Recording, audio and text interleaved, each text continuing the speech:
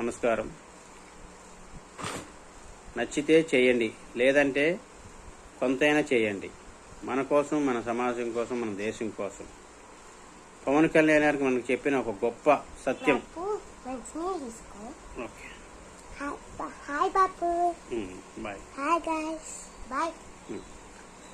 పవన్ కళ్యాణ్ గారు మనకు చెప్పిన ఒక గొప్ప సత్యం, భూమిని కాపాడుకోవటం. ఏ రాజకీయ వ్యక్తులు, నాయకులు ఎవరు చెప్పని విషయం.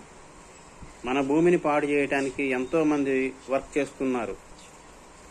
అది ఎవరో కాదు, అందులో మనం అందరం ఉన్నాం. ప్రతి వస్తువు తయారు చేయడానికి అటు భూమి కాలుష్యం అవుతుంది, గాలి కాలుష్యం అవుతుంది. ప్రతి ఒక్కరు బాగా సంపాదించాలనుకుంటారు, కానీ ఆరోగ్యంగా జీవించాలనే ఆలోచన మాత్రం చేయరు. డబ్బు ఉంటే కొండ మన దగ్గరికి వస్తుంది, ఇంకేంటి అన్నట్టుగా ఉంటుంది, సుఖాలు వస్తాయని. కానీ ఇక్కడ ఒక విషయం మీకు చెప్పాలనుకుంటున్నాను. ఒక వ్యక్తి కొండలోని రాళ్ళను తొలుస్తూ ఉంటాడు రోజు. అతనితో పాటు కొంతమంది ఇంకా వెళ్తుంటారు. అతనికి ఒకరోజు ఒక ఆలోచన వచ్చింది.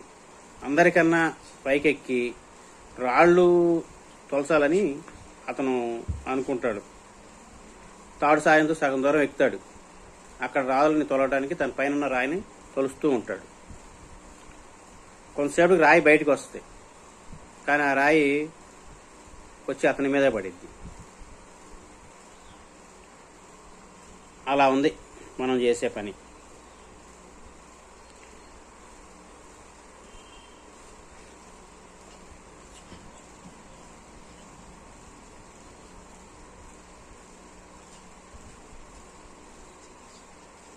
అలా ఉంది మన ఆశ కూడా.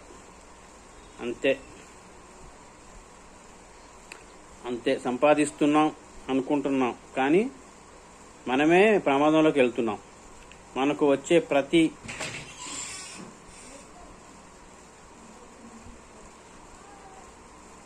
వస్తువు,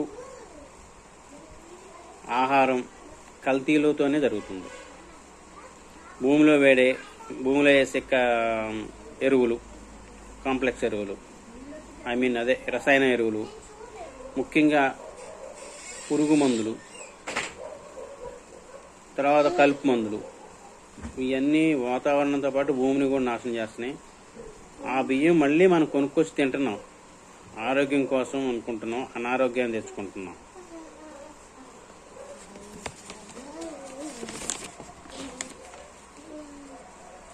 ఒకసారి పాత ఆలోచన చేద్దాం. మనతో ఉన్న సమాజాన్ని కాపాడుదాం.